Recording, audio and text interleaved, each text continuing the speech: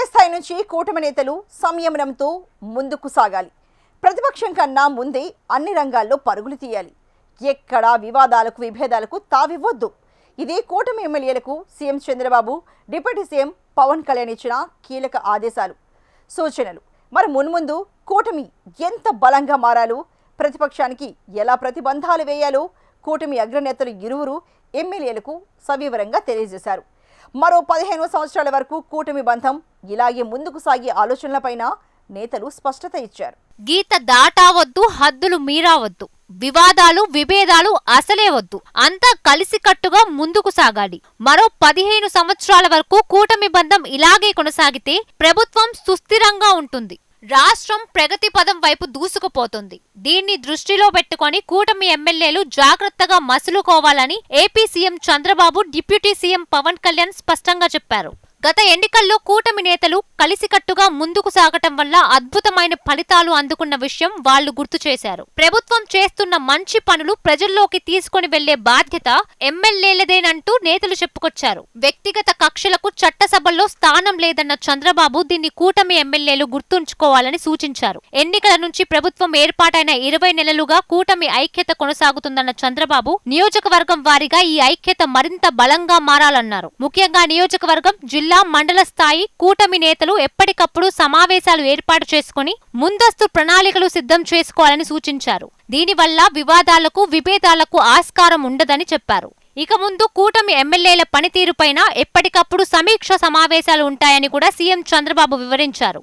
ఆంధ్రప్రదేశ్లోని 175 అసెంబ్లీ నియోజకవర్గాలపైన ఇప్పుడు కూటమి అగ్రనేతలు దృష్టి పెట్టారు. ఈ నేపథ్యంలో ప్రస్తుత కూటమి ఎమ్మెల్యేల పనితీరుపై పరిశీలన కార్యక్రమం ఒకటి త్వరలో చేపట్టబోతున్నారు. నియోజకవర్గంలో ఎమ్మెల్యేలపై ప్రజలకున్న అభిప్రాయం, అభివృద్ధి, సమస్యల పరిష్కారం, కూటమి నేతలతో ఎమ్మెల్యేలకున్న సంబంధం తదితర అంశాలు పరిగణలోకి తీసుకుని అవసరమైన నిర్ణయాలు తీసుకునేందుకు కూటమి పెద్దలు సమాయత్తం అవుతున్నట్లు ఈ సమావేశం ద్వారా సంకేతాలిచ్చారు. అసెంబ్లీ జరిగే సమయంలో కూటమి ఎమ్మెల్యేలు తప్పనిసరిగా సభలో ఉండాల్సిందే. సభా నియమ నిబంధనలు పాటించడం, సమయ పాలన అలవాటు చేసుకోవడం కూడా ఇక నుంచి కూటమి ఎమ్మెల్యేలకు తప్పనిసరిగా అమలు కానుంది. అసెంబ్లీలో ఎమ్మెల్యేలందరూ తమ నియోజకవర్గం సమస్యలు, అభివృద్ధి అంశాలు, ఇతర సబ్జెక్టులపై మాట్లాడడం అలవాటు చేసుకోవాలని చెప్పారు. సభలో ఆయా అంశాలు ప్రస్తావనకు తెచ్చే ముందు దానిపై లోతుగా అధ్యయనం చేయాలని సూచించారు. ఏపీలో సాగుతున్న అభివృద్ధి అంశాలను కూడా ఈ సందర్భంగా CM Chandrababu, deputy CM Pawan Kalyan కూటమి ఎమ్మెల్యేలకు చెప్పుకొచ్చారు.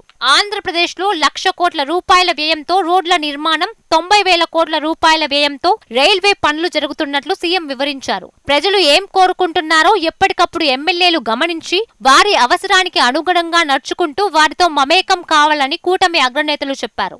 కృషి, పట్టుదల ఉంటే సాధించలేనిది ఏదీ లేదు. అందుకు విశాఖపట్నం ఉక్కు ఫ్యాక్టరీ నిలువెత్తు సాక్ష్యం. ఈ విషయం కూటమి ఎమ్మెల్యేల మీటింగ్ లో సీఎం చంద్రబాబు ప్రస్తావనకు తెచ్చారు.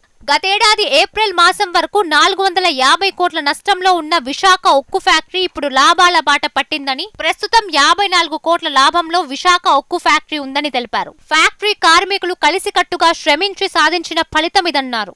ఆలోచన, పట్టుదల, కృషి ఉంటే ఏదీ అసాధ్యం కాదని విశాఖ ఉక్కు ఇందుకు ఓ నిదర్శనంగా ఆయన చెప్పుకొచ్చారు. రానున్న 3 సంవత్సరాల కాలం కూటమి ఎమ్మెల్యేలకు అత్యంత కీలకమని, దీన్ని దృష్టిలో పెట్టుకుని ఇప్పటి నుంచి కూటమి అగ్రనేతలు తమ ఎమ్మెల్యేలకు దిశానిర్దేశం చేస్తున్నారు. కూటమి ఎమ్మెల్యేలు అనవసర విషయాలను తగ్గించుకొని నియోజకవర్గం వైపు పూర్తి స్థాయి దృష్టి పెట్టాల్సిందే. లేకపోతే కూటమి అగ్రనేతలు కఠిన నిర్ణయాలు తీసుకునే ప్రమాదం లేకపోలేదు. కూటమి ఎమ్మెల్యేలు తస్మత్ జాగ్రత్త.